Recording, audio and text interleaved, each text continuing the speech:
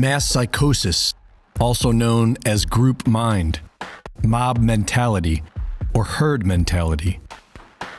Before modern civilization, we lived in herds, and in order to survive in the herd, we conform to the herd. Mass psychosis begins when the individual mind starts to identify as a member of a group based on any unifying factor. The unifying factor doesn't even need to make sense. For many people, the feeling of unity is enough.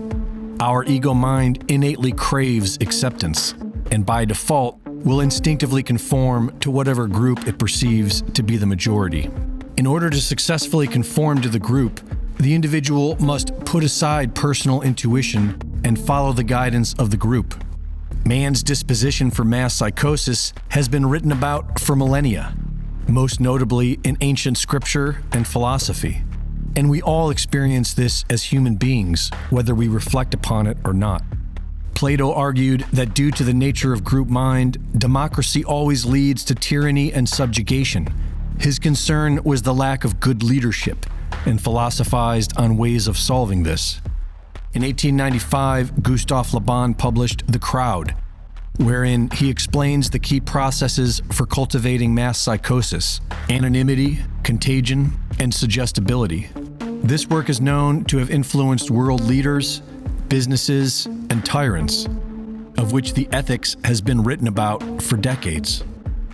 And yet, AP and Reuters outrageously claim that mass psychosis does not exist, when it is in fact the corporate media apparatus to which they belong that makes this all possible, waging psychological warfare against a group of the population who believes the media would never lie to them.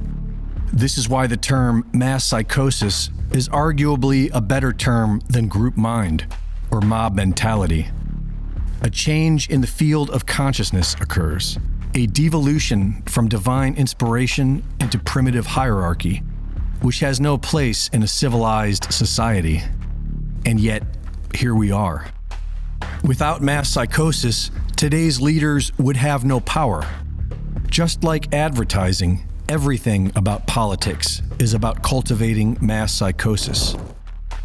Whereas the individual pursuit of happiness has inevitably led to beauty and innovation, creating and controlling groups of people, which has been the biggest power play on Earth for all of recorded history, almost always leads to death and destruction. Mass psychosis is humanity's burden to outgrow. It is why we accept the lesser of two evils.